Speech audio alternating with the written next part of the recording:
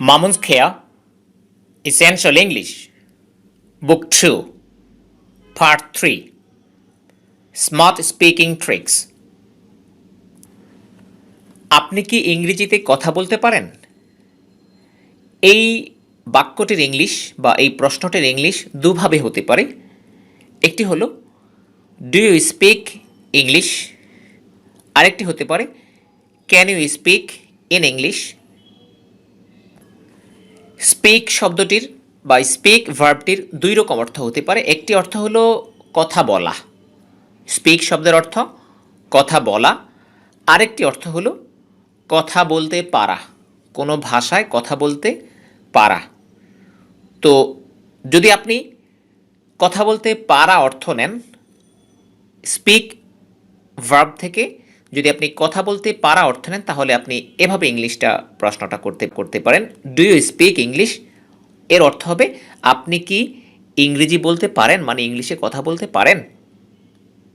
আর যদি আপনি স্পিক এর অর্থ নেন কথা বলা, তাহলে আপনাকে মডাল ব্যবহার করতে হবে can you speak in English, আপনি কি ইংরেজিতে কথা বলতে পারেন। অর্থাৎ বাংলাটা একরকম, ইংলিশ দুভাবেই হতে পারে। এক্ষেত্রে রিপ্লাই তথা জবাবটিও দুরকম হতে পারে। অর্থাৎ যখন ডু ডাজ দিয়ে প্রশ্ন করা হবে তখন ডু ডাজ দিয়েই অর্থাৎ টেন্সের আলোকেই রিপ্লাই করতে হবে। আর যখন মডাল অর্থাৎ ক্যান দিয়ে প্রশ্ন করা হবে তখন এই মডালের আলোকেই রিপ্লাই দিতে হবে। যেমন ডু ইউ স্পিক ইংলিশ, জবাব হবে, যদি নেগেটিভ জবাব দিই তাহলে হবে I don't speak English. Does your brother speak English? No, my brother doesn't speak English. Do your sisters speak English? No, my sisters don't speak English. Do the students speak English? No, the students don't speak English.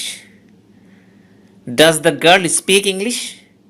No, the girl doesn't speak English. আর যদি model দিয়ে প্রশ্ন করা হয় যেমন can you speak in English, জবাব হবে no, I can't speak in English.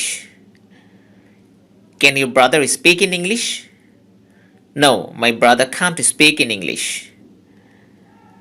Can your sisters speak in English? No, my sisters can't speak in English. Can the students speak in English? No, the students can't speak in English. Can the girl speak in English? No, the girl can't speak in English. এরপর আরেকটি প্রশ্ন pattern বা আরেক ধরনের প্রশ্ন, সেটি হলো do you think English is easy. দেখুন, থিঙ্ক আমরা এভাবে মনে করি, আপনি কি মনে করেন বা তুমি কি মনে করো, এ জাতীয় সেন্টেন্স কিছু প্র্যাকটিস এখানে করা যেতে পারে। Do you think English is easy, যদি জবাব হয় হ্যাঁ আমি মনে করি ইংলিশ সহজ, তাহলে yes I think English is easy. আর নেগেটিভ রিপ্লাই করলে no, I don't think English is easy.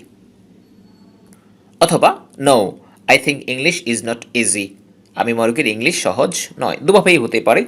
তো এরপর ইজি শব্দটাকে এবার আমরা পরিবর্তন করে আরও সেন্টেন্স তৈরি করতে পারি। Do you think English is hard, আপনি কি মনে করেন ইংরেজি কঠিন। Do you think English is difficult, আপনি কি মনে করেন ইংরেজি কঠিন। Do you think English is complicated, আপনি কি মনে করেন ইংরেজি জটিল। Do you think English is interesting, আপনি কি মনে করেন ইংলিশ খুব মজার। প্রিয় পাঠক, এই সেন্টেন্সগুলোকে এই তিনটি টেবিল থেকে এই সেন্টেন্সগুলোকে আপনি রিপিট করে প্র্যাকটিস করে ফেলুন। এর পরবর্তী টেবিলগুলো শুরু করুন।